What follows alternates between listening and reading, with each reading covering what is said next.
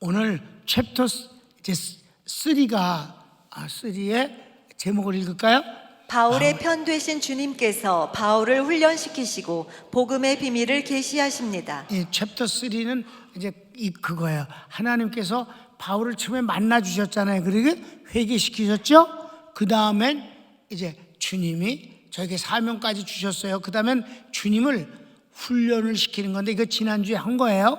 근데 오늘 끝까지 해야 되기 때문에 지난주에 한 거는 제목만 읽고 그냥 지나가겠단 말이에요. 자, 1번. 다메섹 길에서 바울을 만나 은혜를 베푸신 주님은 그를 공개되지 않은 환경에서 훈련시키십니다.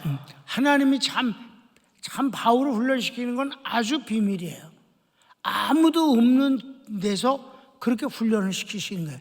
첫 번째는 어디에서? 가르치기 1번. 다메섹에서 피신한 사울은 아라비아로 갑니다. 예루살렘에 가서 사도들을 만나지 않습니다. 순서는 그 정도의 바울의 위치면은 주님의 제자들인 그 12제자들을 가서 만나는 것이 자연스럽지 않았겠는가. 그런데 만나지 않고 아라비아로 가서 이제 주님께 계시를 받습니다. 복음을 배워. 2번. 아라비아에서 3년간 복음의 비밀을 주님으로부터 계시받고 예루살렘에 가서 베드로와 야고보를 만납니다. 그러나 다른 사도들과 교제할 기회가 없었습니다. 이때 15일 있었다고 낭주에 고백을 합니다. 그 갈라디아서 1장 18절에 보면 그 후 3년 만에 내가 게바를 방문하려고 시작 예루살렘에 올라가서 그와 함께 15일을 머무는 동안 주의 형제 야고보 외에 다른 사도들을 보지 못하였노라. 그러니까 이게 무슨 말이냐면 나 예수님 말고는 다른 사람한테 배운 게 없어. 복음에 대해서 내가 배울 기회가 없었다. 15일 뿐이 없었는데 사도 딱 2명인데 한 사람은 예수님 십자가에 죽으신 뒤에나 믿었던 동생 야고보 그리고 베드로를 만났을 뿐이고 거기서도 진짜 열심히 복음을 전했을 뿐이다. 다른 사도한테 배울 기회가 없었다는 얘기를 하느라고 하는 얘기예요. 이게 3번 가르치고 3번. 예루살렘에서도 바울을 죽이려는 유대인들을 피해 고향 다소로 가서 11년을 머물며 복음을 계시받고 그곳에서 복음을 전합니다. 네, 그렇게 했어요. 그러니까 한 번 베드로와 야고보를 만나서 교제한 뒤에 인사하고 그리고는 곧바로 다른 사람을 만날 기회가 없으니까 그네들이 피했다고 그랬잖아요. 안 만나라 그래서. 그러니까 할 길이 없으니까 예루살렘에서 열심히 복음을 전했다 이 말이에요. 그러니까 바울이라는 사람이 여기 와서도 이제 완전히 바울이 어떤 사람인 줄 다 예루살렘에도 알게 됐더라 이 말이에요. 그러니까 죽이려고 하니까 피해서 고향 다소로 가서 11년간이나 있었다. 자, 4번. 바울은 고향 다소에서 바나바와 함께 예루살렘으로 돌아옵니다. 아라비아 3년, 다소 11년, 도합 14년. 이 비밀은 공개되지 않은 시간 내용입니다. 그래서 내가 그랬잖아요. 이 양반이 그 14년 동안 있었던 얘기를 한 번도 안 해. 한 번도 안 하고 그 대신 14년 동안에 받은 계시를 성경을 만들었다 이 말이에요. 이해되셨어요? 어딜 가서도 예수님을 전하는데 막힘이 없다. 예수님이 육신으로 계실 땐 만난 적도 없지만은 부활하신 주님에게 11년을 배웠다. 비밀을 공유한 사이가 됐다. 아멘. 그래서 큰 2번.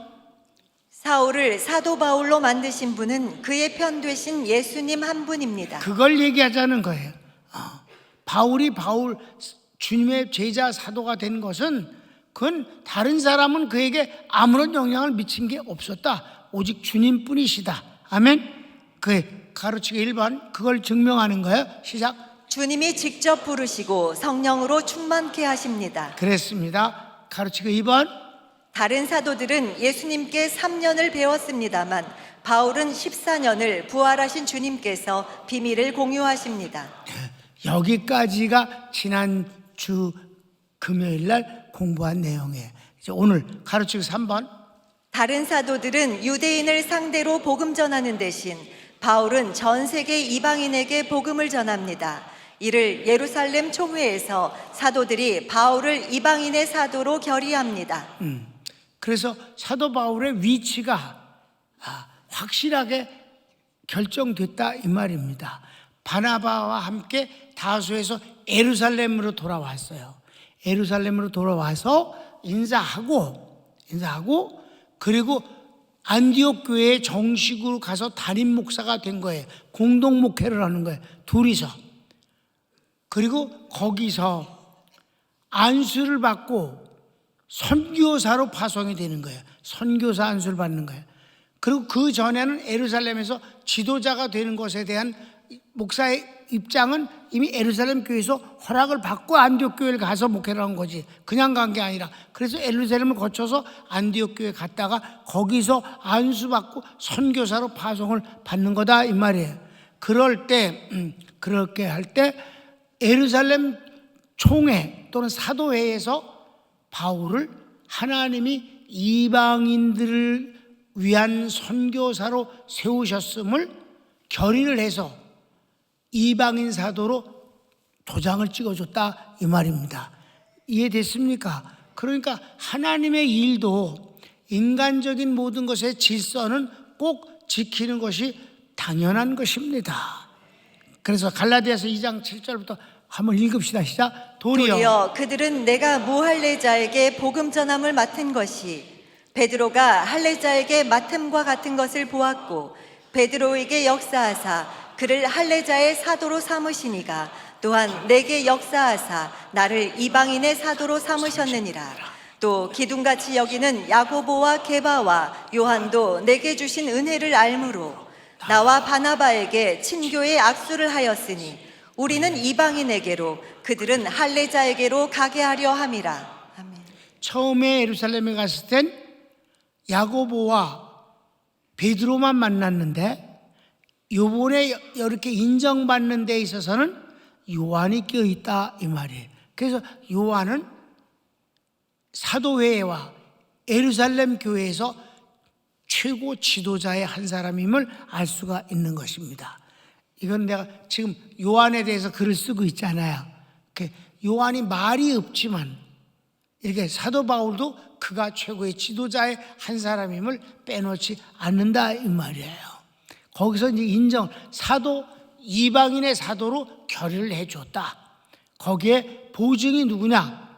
베드로, 예수님의 친동생 야고보, 그리고 사도 요한, 이렇게 셋이 대표로 인정을 해줬어요. 사도행전 15장을 한번 봅시다. 시작. 온 무리가 가만히 있어 바나바와 바울이 하나님께서 자기들로 말미암아 이방인 중에서 행하신 표적과 기사에 관하여 말하는 것을 듣더니 말을 마침에 야고보가 대답하여 이르되 형제들아 내 말을 들으라. 하나님이 처음으로 이방인 중에서 자기 이름을 위할 백성을 취하시려고 그들을 돌보신 것을 시므온이 말하였으니 선지자들의 말씀이 이와 일치하도다 기록된 바 이후에 내가 돌아와서 다윗의 무너진 장막을 다시 지으며 또 그 허물어진 것을 다시 지어 일으키리니 이는 그 남은 사람들과 내 이름으로 일컬음을 받는 모든 이방인들로 주를 찾게 하려 함이라 하셨으니 즉 예로부터 이것을 알게 하시는 주의 말씀이라 함과 같으니라. 아멘. 이렇게 그가 이방인의 사도 되어진 것은 일찍이 구약에서도 예언한 바를 응하시는 그 현장의 주인공이 바울이다 라고 인정을 했다 이 말입니다. 그래서 큰 2번은 간단한 거예요. 뭐냐? 바울이 이방인의 사도다. 그리고 다른 사람한테는 배운 적이 없다. 오직 주님은 이 사도 바울을 1대1로 과외 공부를 시키듯이 계시를 14년 동안이나 해주셨다. 큰 3번. 사도 중 유일하게 바울은 낙원을 체험합니다. 뭐 사도뿐만 아니라 어떤 누구에게서도 낙원을 체험한 사람이 바로 바울이다. 이 낙원을 체험함으로 바울은 무엇을 기록했느냐 하면 종말론을 쓸 수가 있었던 것입니다. 아멘. 다른 분들은 그런 걸 못 쓰잖아요. 그래서 데살로니가 전서와 고린도 후서에 나오는 주님의 재림의 장면을 휴거하는 것을 이는 기록할 수 있었다. 그리고 어디로 가는, 예수 믿는 사람이 죽으면 어디를 가는가를 다른 사람들은 못 썼는데 바울은 썼다. 어디로? 낙원에 가는 것을. 아멘. 그래서 이걸 3번을 하나의 큰 제목으로 큰 가로치고 3번만 이걸 말한 거예요. 자, 고린도후서 12장 시작. 무익하나마 내가 부득불 자랑하노니 주의 환상과 계시를 말하리라. 내가 그리스도 안에 있는 한 사람을 아노니 그는 14년 전에 셋째 하늘에 이끌려간 자라. 그가 몸 안에 있었는지 몸 밖에 있었는지 나는 모르거니와 하나님은 아시느니라. 내가 이런 사람을 아노니 그가 몸 안에 있었는지 몸 밖에 있었는지 나는 모르거니와 하나님은 아시느니라. 그가 낙원으로 이끌려가서 말로 표현할 수 없는 말을 들었으니 사람이 가히 이르지 못할 말이로다. 내가 이런 사람을 위하여 자랑하겠으나 나를 위하여는 약한 것들 외에 자랑하지 아니하리라. 내가 만일 자랑하고자 하여도 어리석은 자가 되지 아니할 것은 내가 참말을 함이라. 그러나 누가 나를 보는 바와 내게 듣는 바에 지나치게 생각할까 두려워하여 그만두노라. 아멘. 그래서 여기서 보면 그가 기도하는 가운데서 환상을 보았다. 환상의 내용은 자신이 낙원에 가서 낙원을 체험하는 모습을 자기가 객관적으로 보는 거예요. 이 말은 체험한 사람만 알아요. 나는 분명히 여기서 기도를 하고 있어. 그런데 환상 속에 나는 딴 데서 뭘 하고 있다 이 말이에요.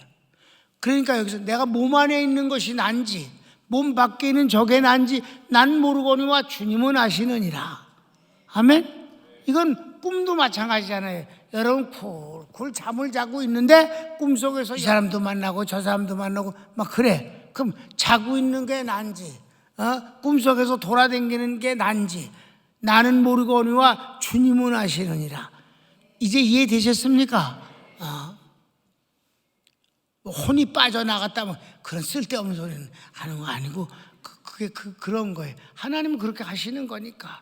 그런데 낙원에 대해서 말하지 않겠다 하는 것으로 닫습니다. 왜 그럼 이 말을 했을까? 너희들이 나를 가짜 사도라고 그러는데 가짜 사도가 낙원을 볼 수 있겠니? 아멘. 그 영적 세계에 얼마나 깊이 있는 데까지를 하나님이 체험케 해주셨는가 하는 것을 고백하는 것이다. 그래서 내가 부득불 자랑한다. 부득불 안 해야 되는데 안 할 수가 없어서 한다. 왜? 너희들이 나를 가짜라고 그러니 내가 진짜인 것을 설명하려고 이 말을 한다. 그렇지만 그 내용만큼은 내가 말하지 않겠노라. 이렇게 된 거예요. 자, 마지막 큰 4번. 예수께서 바울과 복음의 비밀을 공유하시고 계시하심으로 성령으로 기록한 성경이 신약 성경 중 13권, 히브리서를 포함하면 14권입니다. 신약 성경은 27권입니다. 그러니까 히브리서의 저자가 누구라고 확 단언하지를 못하기 때문에 이런 사람 저런 사람 많아요. 그래도 가장 많은 사람은 바울이 아니고서야 이런 글을 쓸 수 있겠는가, 이 성경을.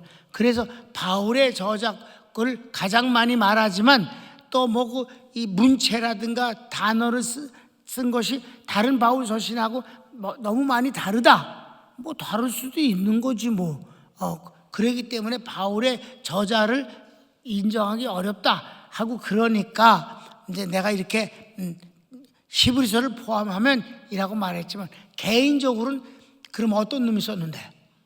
한번 누구 말해봐. 내가 그 놈이 절대 아니라는 걸 내가 증명할 수는 있다. 근데 바울이 쓴 것은 증명할 게 너무 많다. 이제 그러니까 신약성의 반 이상을 사도 바울이 썼다.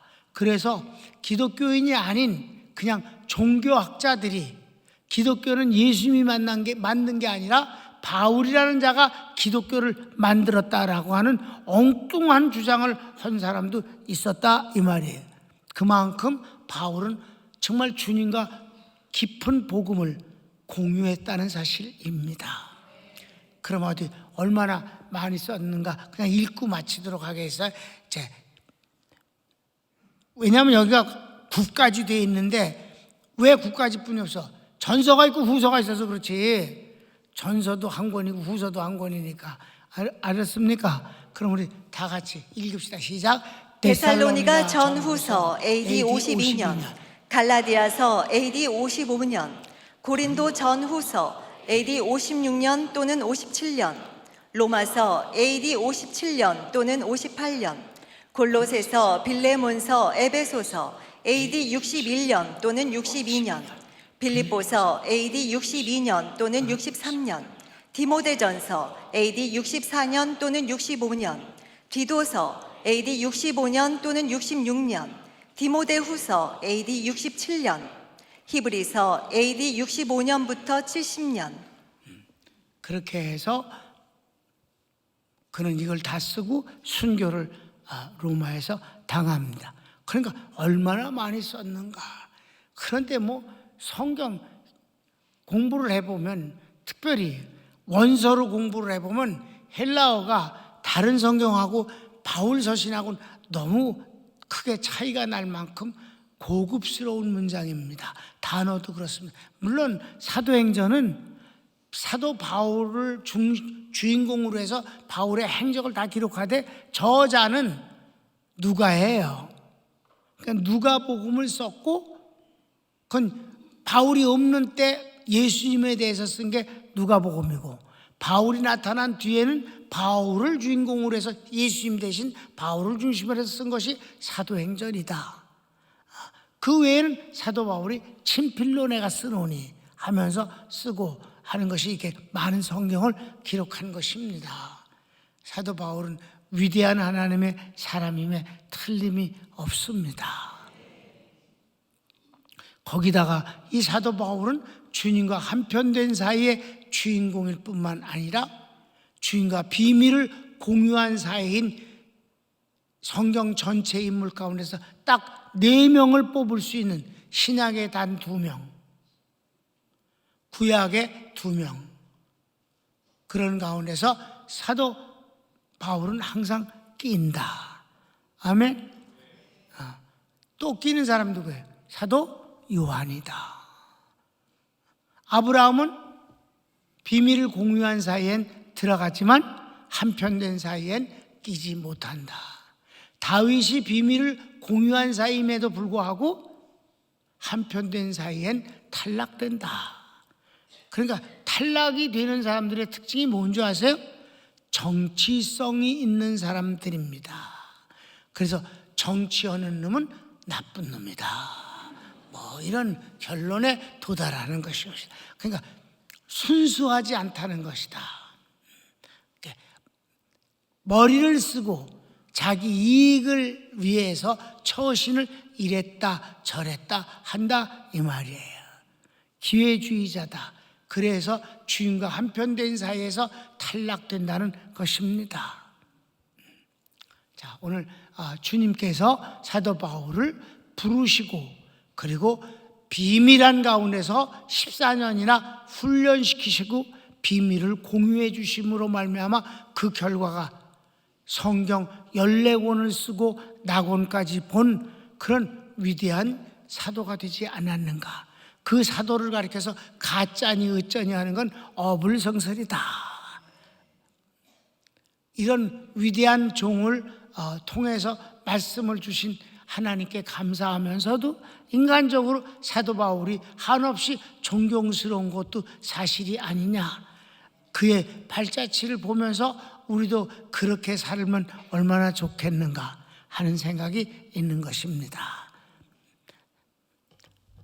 이제 금요일 날은 바울에 대해서 계속해서 주님께서 바울을 사도로 세우시는 그런 챕터를 공부하는데 그것도 다는 못하고 반씩 나누어서 그렇게 하겠습니다. 손을 모읍시다.